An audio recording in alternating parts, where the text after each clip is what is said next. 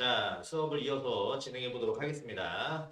자, 상황상 정황상 보아하니 코로나가 이렇게 쉽게 누그러지지 않고 있어요. 그러다 보니까 아마 이번 학기 수업까지는 계속 온라인으로 진행되지 않겠느냐라는 생각이 들어서 선생님이 이제 카메라라든가 마이크라든가 새롭게 이제 구비를 했습니다. 좀 더 잘 보이고 잘 들리는지 모르겠어요. 자, 해서 새로운 시스템 내에서 수업을 진행해 보도록 하겠습니다. 먼저 우리가 지난 시간까지는요 경영의 기본 중에서도 기본을 학습을 했어요. 그래서 쭉 경영이 무엇인지에 대해서 배워보다가 지난 시간에는요 환경에 대해서 봤죠. 그래서 일반적인 환경, 그다음에 과업 환경 어떤 것들이 있는지를 보고요. 근데 경영을 해나감에 있어가지고 단순히 이윤만 추구하는 것이 아니라 어떻게 하는 거예요? 네, 윤리적인 경영을 어떻게 해나가야 되는지에 대해서도 같이 한번 살펴봤어요. 자, 그렇다면 이번 시간서부터는요, 뭐를 살펴볼 것이냐? 기업 경영의 관리 과정 활동이다 라고 하는 거에 대해서 살펴보려고 합니다. 관리 과정 활동이 과연 무엇이냐? 네, 기업을 경영한단 말이에요. 그래서 경영을 쭉 해나가면서 중간중간에 과정이 있더라는 거죠. 우리도 초등학교 지나고 중학교 지나고 고등학교 지나서 대학으로 온 것처럼 이 기본적으로 일을 해나가는 것, 기업을 경영하는 것도 순서가 있다는 얘기예요. 보편적으로 얘기했을 때 경영이다라고 하면은요. plan to see라고 하는 얘기를 합니다. plan 뭘 계획하고 do 이것에 대해서 실천을 하고 그다음 see 한 거에 대해서 다시 한번 검토를 하고 plan to see, plan to see 요거에 대한 연속적인 연속이 바로 경영이다라고들을 얘기를 하는데요. 이거에 대해서 좀 더 학문적으로 깊이 있게 들어가서 분류를 하고 그거에 대해 정리를 해놓은 것이 바로 기업의 관리 과정 활동이다라고 봐도 과언이 아니다라고 보시면 됩니다. 그리고 첫 번째로는 계획화한다. 뭔가의 사업, 비즈니스 아니면 업무에 대해서 계획을 한다. 계획화 과정이고요. 두 번째는 이것을 할 수 있는 사람을 조직을 시킵니다. 조직화 과정이 필요하고 세 번째는 그들을 리딩해가지고 경영을 해서 이 일을 해나가는 것 지휘화 과정이고요. 마지막으로 자연스럽게 이게 돌아갈 수 있도록 통제를 하면서 가져가는 통제화 과정이 이 네 단계다라고 보시면 됩니다. 그래서 계획화, 그다음에 조직화, 그리고 지휘와 마지막 통제와 이 네 가지의 단계를 이루어져 있는 게 기업 경영의 관리 과정 활동이다라고 봐주시면 될 것 같아요. 자, 그 중에서도 오늘 선생님하고 같이 계획 기능에 대해서 계획화에 대해서 이제 알아보려고 하는데요. 계획화 관련해가지고 이제 전략적으로 이제 뭔가에 대해서 계획을 세운다라고 하는데 이 트렌드가 좀 달라졌어요. 과거의 전략적인 계획의 트렌드는 의도된 전략 이론이다라고 했었는데 이건 뭐냐면은 경영자가 리더들이 뭔가에 대해서 의도가 딱 있는 거야. 이렇게 끌고 나가야겠다. 저걸 해야겠다라고 하는 의도가 있으면 그거에 맞춰가지고 업무에 대해서 하다를 하고 그것을 리드해 나가는 거. 이게 의도된 경영 전략이었다면 최근의 트렌드 민치버그 교수라고요. 최고의 칼럼니스트에게 수여하는 맥킨지 상을 2회나 수여하신 교수님이에요. 자, 이분이 주장하는 이론이 어떤 주장이냐? 우발적인 전략이 지금은 트렌드가 맞다라고 하는데 그거에 대한 핵심은 무엇이냐? 조직의 실무자와 관리자의 역할에 초점을 맞추며 이들 현장에서 매일 보고 느끼는 생각과 판단을 중시하며 사내의 부단한 학습과 체계적인 전략 경영 시스템을 구축을 강조한다. 무슨 말이냐면요. 이게 CEO라든가 최고 경영자가 다 정해놓은 다음에 의도된 대로 조직을 이끌고 나가는 게 아니라 이 최고 경영자는 뭐만 하는 거예요? 관리 과정 활동만 중간중간에 찝어주고 큰 길만 정해주는 거고요. 실질적으로 내부에서 전략적으로 계획을 하고 실행을 하고 또 다시 전략적 계획을 세우고 하는 거는 실무자들이 계획된 의도된 게 아니라 우발적으로 세워나가는 생각을 가지고서 하게 되면은 이게 굉장히 놀라운 생각, 센세이션한 생각들이 많이 나오고 실무적으로도 도움이 많이 된다라고 하는 게 바로 우발적 전략과 관련된 이론이다라고 보시면 될 것 같아요. 자, 이게 최근의 트렌드는 우발적 전략으로 가고 있다라고 하는 거 인지를 하고 있고요. 자, 계획 기능에 대해서 우리 한번 같이 한번 살펴보도록 하겠습니다. 먼저 계획하라고 하는 거는요. 목표 달성을 위한 방법을 결정하거나 이를 사전에 생각하는 활동. 우리가 뭔가에 대해서 목표를 하고 싶어. 근데 이거에 대해서 내가 스스로 이거 어떻게 하면 달성할 수 있을까? 아니, 뭐뭐를 해야겠구나. 계획을 하는 이런 단계를 뭐라 그래요? 계획화 활동이다. 라고 얘기할 수 있겠는데요. 예를 들어서 링컨이 했던 얘기 중에서 만약 한 그루의 나무를 자르는데 8시간이 주어진다면 나는 이 도끼를 가는데 6시간을 할애하겠다라고 얘기합니다. 말 그대로 계획을 하고서 준비를 하는 게 그만큼 중요하다라고 하는 거를 얘기하는 한 단편적인 얘기가 되지 않겠느냐라고 생각이 드는데요. 계획화를 했을 때 뭔가에 대해서 계획을 하고 어떤 문제에 대해서 계획을 하고 할 때 네 가지 요인이 필요합니다. 먼저 첫 번째는 새로운 기회의 발견이고요. 두 번째는 미래 문제를 회피하고 예측을 하는 기능이고요. 그 다음에 효과적인 행동 과정 전략, 전술을 개발해야 하고요. 다양한 이용과 불확실성을 이해해야 한다. 무슨 말이냐? 새로운 비즈니스를 하려고 그래요. 새로운 뭔가를 우리가 계획을 세워서 가려고 합니다. 했을 때는 이것도 새로운 거여야 되는 거예요. 기존에 있었던 게 아니라 기본적으로 새로운 거여야 되고요. 두 번째는 분명히 뭔가 새로운 길을 갈 때는요. 문제들이 발생할 거란 말이에요. 예상치 못했던. 그렇기 때문에 이거에 대해서 미리 문제를 예측을 해야 됩니다. 그리고 회피할 수 있는 것은 회피를 하고요. 그런 다음에 효과적인 행동, 그리고 전략 전술을 개발을 해가지고요. 진행을 하지만 그럼에도 불구하고 예상하지 못했던 다양한 위험과 불확실성이 존재할 수 있음을 이해하고 예상하고 계획을 세워야 된다라고 해서 계획하의 네 가지 요건으로는 다시 한번 새로운 기회의 발견, 미래 문제를 회피하고 예측하고요. 효과적인 행동 과정, 전략과 전술을 개발해야 하고요. 다양한 위험과 불확실성을 이해해야 한다라고 하는 내용이 있고요. 이 계획화를 할 때 고려해야 되는 사항이 있습니다. 먼저 첫 번째 고려해야 되는 거는요.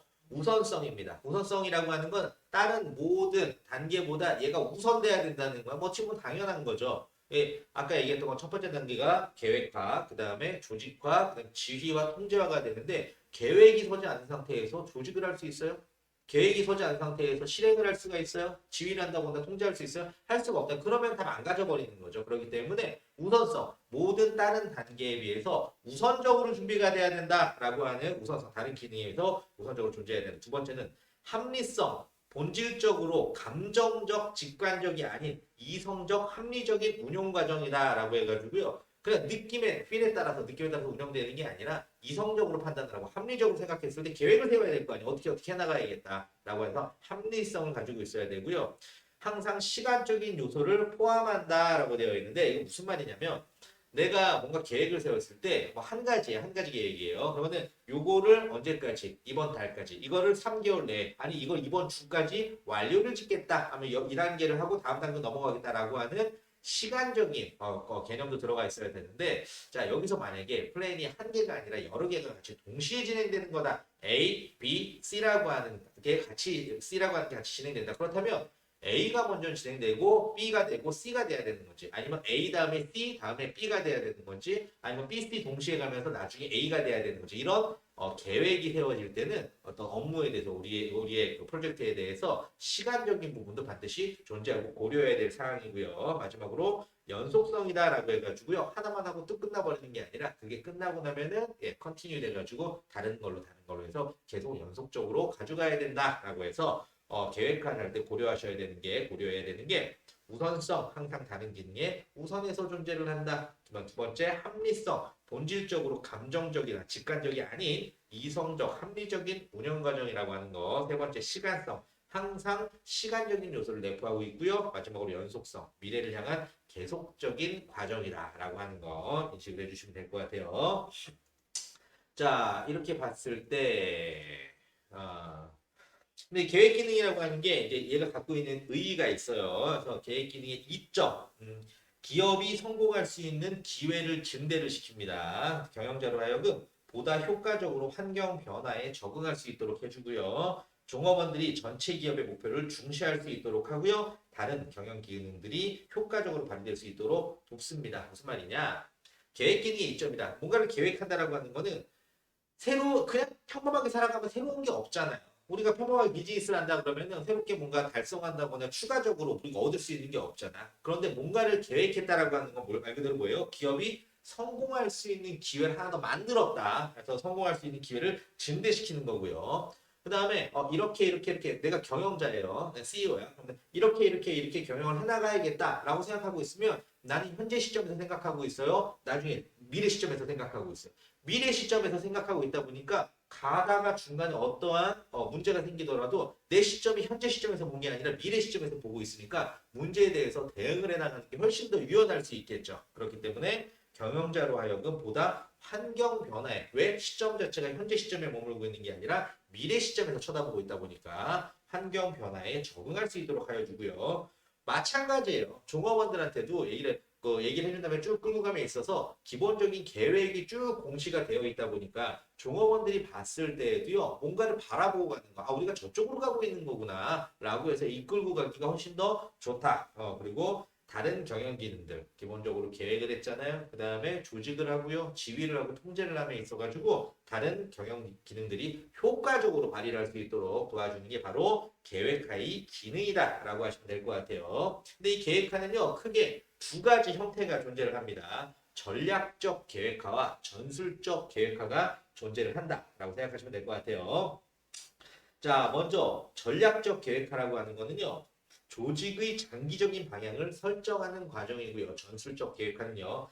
이렇게 세운 전략적 계획을 실현하기 위한 행동들이다라고 보시면 될 것 같아요. 자, 우리가 조직을 꾸렸어요. 사업을 운영해 간단 말이에요. 근데 뭐가 비즈니스를 가지고서 계획을 해나가요. 근데 우리가 궁극적으로 저런 걸 한번 만들어보자. 3년 뒤, 5년 뒤 이런 모습을 만들어보자. 1년 뒤에 이거는 꼭 달성을 해보자. 전략적인 계획을, 장기적인 계획을 세우게 되는 겁니다. 최소 1년 뒤의 모습을. 그래서 이러이러한 거를 우리가 전략적으로 만들어보자. 전략적 계획이 되는 거고요. 이거를 달성하기 위해서 A란 수단, B란 수단, C란 수단, D란 수단들을 만들 수 있잖아요. 이걸 뭐라고 해? 전술적 계획이다 라고 보시면 될 것 같아요. 그래서 크게 장기적인 계획은 전략적으로 세우고 그 다음에 이걸 하나하나 해나가는 계획을 전술적으로 마련돼서 간다 라고 생각해 주시면 맞을 것 같아요.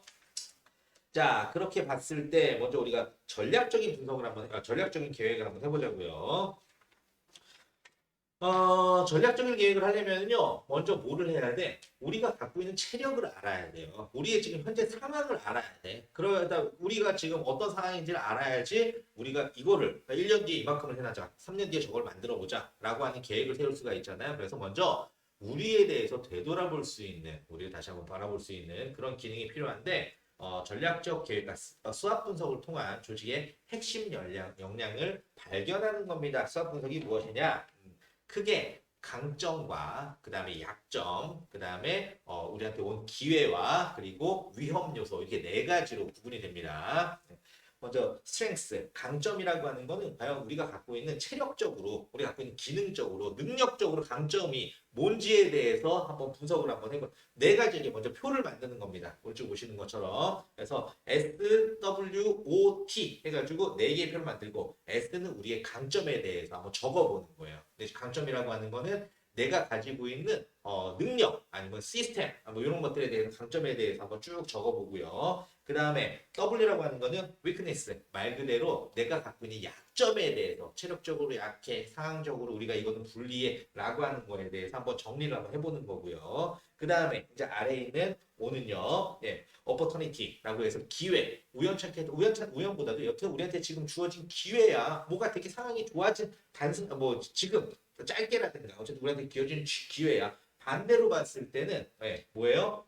T, 트레이트, 위협이죠. 우리한테 지금 이거는 위협이야 라고 보면 됩니다. 기본적인 체력이라든가 능력에 대해서 강점과 약점에 대해서 그리고 지금 상황이 주어진 거에 대해서 기회와 위험 요소에 대해서 쭉 정리해가지고 한번 나를 우리 기업을 평가를 한번 해보는 거예요. 자 예를 들고 한번 볼까요? 지금 이제 선박회사라고 가정을 한번 선박회사 말고 조선회사예요. 내가 그 배를 만드는 회사예요. 근데 강점은 우리 회사의 강점은 지속적으로 기술 개발을 해놨어. 이거는 기본적인 강점이죠. 두 번째는 품질이 우수해 우리가 만든 거는 이건 우리의 강점이라고 볼 수 있는 거죠. 그리고 선주들과 유대 관계가 좋아. 이건 우리의 강점이에요. 하지만 약점으로는 뭐가 있냐면요.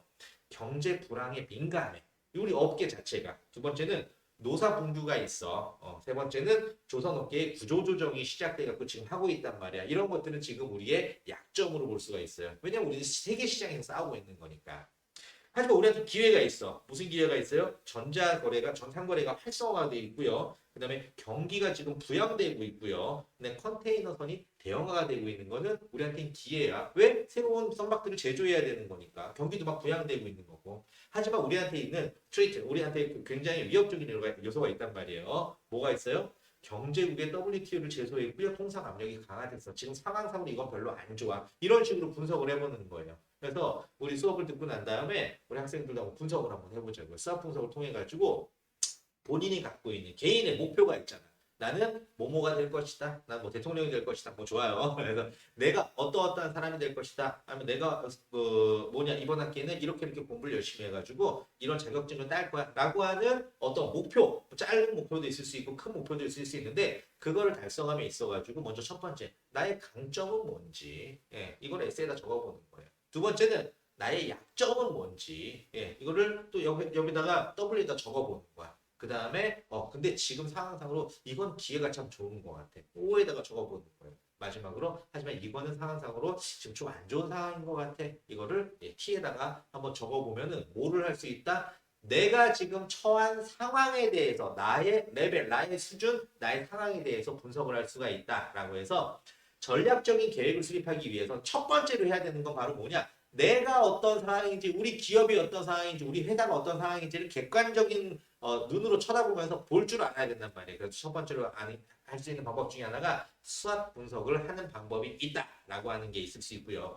두 번째로는 나뿐만 아니라 이게 경쟁이잖아. 그러면은 다른데 경쟁하고 있는 데들과 어떤 뭐 그 위험 요소는 없는지 이거에 대해서 분석을 할 수 있는 대표적인 방법이 뭐가 있어요? 전략적 계획화 마이클 포터의 5가지 경쟁 요소의 모델이다라고 하는 게 있습니다. 경쟁 요소의 모델이라고 하는 거는 말 그대로 우리가 나 혼자만 독고다이로 가고 있는 게 아니고요. 다른 경쟁 업체들이 있잖아. 그러면 그 경쟁 업체들이 지금 현존하는 경쟁 업체 있지만 새롭게 들어오는 애들도 있을 수 있고요. 아니면은 우리 거와 다르게 완전 새로운 걸로 새로운 경쟁 모델로 만들어서 들어올 수 있는 것들도 있단 말이에요. 그래가지고 여러 가지 경쟁과 관련해가지고 우리가 신경 써야 되는 것들을 평면적으로 5가지의 모델로 한번 알아보는 마이클 포트의 5가지 경쟁 요소 모델에 대해서 한번 살펴볼게요. 먼저 첫 번째 아주 기본이 되는 게 지금 현재 기존 기업과 경영을 하고 있는 경영과 그 경쟁을 하고 있는 상황에 대해서 정리를 한번 해볼 필요가 있어요. 지금 내가 경쟁을 하고 있는 안 그래도 경쟁사와의 관계.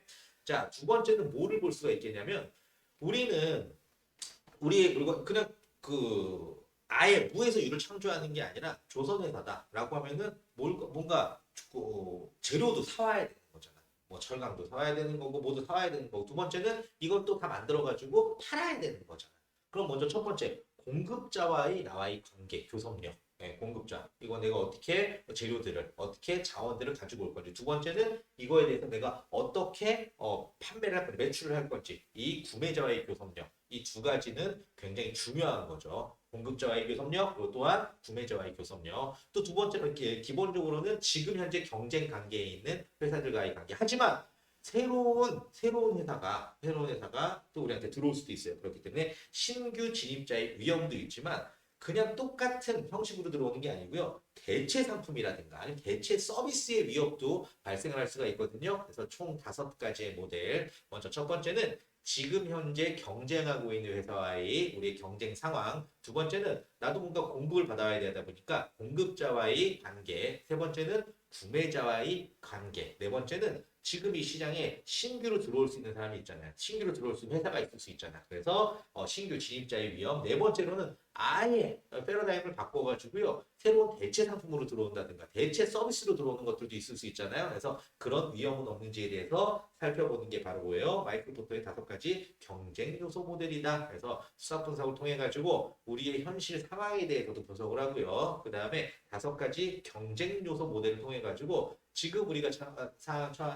상황이 우리 내부적인 거, 우리 능력적인 것뿐만 아니라 경쟁 관계에 있는 것들과도 어떤 상황이 펼쳐져 있는지에 대해서도 우리가 생각을 해봐야 된다라고. 이제 상황을 알았어. 파악이 됐어. 내가 어떤 능력을 갖고 있고 지금 상황은 어떤 상황이고 경쟁사하고도 어떤 상황인지 판단이 됐어요. 그럼 뭘 해야 돼? 전략적인 계획을 수립을 해야 된단 말이에요. 근데 전략적인 계획을 수립을 할 때 자, 포터의 본원적인 경쟁 전략 모형이다라고 이제 나와 있는데요. 경제적 해자라고 하는 말이 있어요. 이게 무슨 말이냐면은 해자는 중세 서양의 성이 있잖아요. 그 성 외곽에 보면은 통상적으로 연못을 쫙 파놔요. 왜? 딴 데서 못 쳐들어오게. 그래서 경쟁적인 해자다라고 하는 거는 우리가 딴 회사에서 함부로 못 따라하도록 아예 막아버리는 거를 경제적인 해자라고 얘기를 합니다. 진입장벽을 만들어버리면 딴 데들이 못 들어올 거 아니야. 그래서 이렇게 전략적인 방법을 우리가 전략적인 계획을 수립할 수가 있는데 그 전략적인 계획을 수립하는 방법을 뭐라고 해? 포터의 본원적인 경쟁 전략 모형이다라고 얘기를 합니다. 그래서 어떤 모형이 있는지를 보니까요. 크게 세 가지로 구분을 짓고 있는데 먼저 시장에 대해서 위아래로 보시면 될 것 같아요. 위아래 시장에 대해서 전체적인 시장에 대해서 마케팅을 할 것이냐 아니면 우리 고객이요 딱 세분화되어 있는 시장이냐라고 분석을 하는 거예요. 그러면 전체적인 시장에 있다라고 하면은 방법은 두 가지가 있습니다. 먼저 첫 번째는 무슨 방법이 있어요? 차별화. 내가 이거는 전체적인 시장인데 완전 차별화를 가져가겠다. 두 번째는 싸게 가는 거죠. 네, 그래서 저원가로 가겠다라고 해서 전체 시장의 경우에는 방법이 두 가지가 있습니다. 아예 차별화 정책으로 가져가든가 아니면은 원가를 낮춰가지고 원가주도 전략으로 가져가든가. 하지만 세부적인 시장으로 내려갔을 때에는요, 이 고객층이 굉장히 세부적이야. 그러면은 방법은 그냥 하나입니다. 집중화 전략입니다. 내가 어떻게 해나가야 되는지 구체적인 내용을 한번 살펴보면요. 자, 크게 시장이 전체 시장이에요. 그런데 여기서 차별화 전략을 가져간 게 대표적인 시장이 어디냐? 자동차 시장입니다. 자동차에서는요, 고객이 독특성을 인식하게 함으로써 산업 내에서 경쟁하는 전략입니다. 디자인으로 승부를 봤던 회사가 어디예요? BMW예요. BMW 자동차는 지금도 마찬가지로 굉장히 멋스럽게 생겼지만 초창기부터 굉장히 디자인의 승부를 많이 건 BMW면은 멋진, 잘 빠진 그런 자동차다라고 하는 개념이 있잖아요. 그래서 차별화시켜서 갔고요. 마찬가지 일본의 도요타 같은 경우는 품질로 갔습니다. 예, 고장이 나지 않아요. 우리는 고품질이에요. 라고 갔던 게 도요타고요. 그 다음에 벤츠 같은 경우에는 벤츠 부의 상징이잖아요. 성공의 상징, 벤츠 이런 상징으로 브랜드 이미지로 가져갔던 게 벤츠입니다. 그래서 자동차 업계에서는 굉장히 고가이다 보니까 차별화 전략으로 승부를 많이 띄운 케이스다라고 보시면 될 테고요. 자, 원가 주도 전략이다라고 하게 되면 전체를 상대로 하긴 하는데 싸게 파는 거예요. 그래가지고 경쟁 기업보다 낮은 가격으로 제품과 서비스를 제공하는 전략입니다. 최근에 어때요? 유통업계가 막 싸우고 난리가 났죠? 쿠팡도 그렇고 뭐 SSG도 그렇고요. 그다음에 막 이 저가 경쟁으로 가고 있다. 원가를 원가 주도 전략으로 가고 있는 거죠. 일단 싸게 대표적으로 우리가 다이소 같은 데 사용하면 되겠죠. 다이소 하면 떠오르는 게 뭐예요? 천양백화점. 싼데 거기는 딴 거 필요 없습니다. 자, 싼 거를 가지고서 원가 주도 전략으로 운영을 하고 있는 그런 상황인 거고요. 집중화 전략이 필요한 거는 말 그대로 고객층 자체가 굉장히 집중화되어 있어. 그래서 한정적이기 때문에 그렇다면 그럴 때 어떻게 해야 돼? 집중화 시켜가지고요. 거기에 맞는 그들이 좋아하는 전략을 삼아야 된다. 특수한 틈새 시장이나 특정 지역에서 경쟁을 하는 것을 의미하죠. 예를 들어서 10대들을 대상으로 내가 뭔가의 마케팅을 하겠다. 아니, 나는 의사 시장을 대상으로 뭔가에 대해서 마케팅을 하겠어. 내지는 나는 이 연예인 시장에서 어떤 마케팅을 하겠어. 라고 하는 게 바로 어떻다? 집중화 전략이다. 라고 봐주시면 될 것 같아요. 자, 그래가지고 오늘은 우리가 첫 번째 뭐예요? 계획 기업 경영 관리 과정 활동에서도요, 총 네 가지로 나눠진다 그랬었죠. 계획화, 그 다음에 조직화, 그 다음에 지휘화, 마지막 통제화로 나눠지는데 계획화로 들어갔을 때 뭔가 계획은 여러 가지 의미에서 굉장히 중요한 거고 그래서 두 가지 유형이 있다 그랬어요. 전략적 계획화와 전술적 계획화가 있다라고 말씀드렸었고요. 전략적인 거는 큰 비전을 얘기하는 거고 전술적인 거는 큰 비전, 장기적인 비전을 우리가 달성하기 위해서 짧게 가져가는 전술적인 계획이 있다라고 했고요. 전략적인 계획을 세우기 위해서는 먼저 우리를 알아야 돼요. 그래서 우리 회사에 대해서 우리 조직에 대해서 분석을 하는 수학 분석 기법에 대해서 살펴봤고요. 또한 우리만 알 게 아니라 경쟁업체도 알아야 돼요. 라고 해가지고, 마이클 포터의 5가지 경쟁 요소 모델에 대해서도 같이 한번 살펴봤고요. 그리고 난 다음에는 뭐를 해야 돼? 우리가 마케팅을 해야 되는데 전략을 가져갈 때 전체 시장을 가져갈 건지 세분화 시장을 가져갈 건지 했을 때 이거는 우리가 갖고 있는 차별화 전략으로 가져갈 건지 아니면은 원가 절감 개념으로 그래서 원가 주도 전략으로 가져갈 건지 이런 전략들을 세워서 진행하는 방법이 있다라고 하는 전략적 전술까지 학습을 했고요. 다음 시간에는 원래는 이 전술적 계획까지도 진행하려고 했는데 이게 좀 길어질 것 같아가지고요. 다음 시간에는 전술적 계획부터 우리 학습을 하도록 하겠습니다. 자, 수고하셨어요.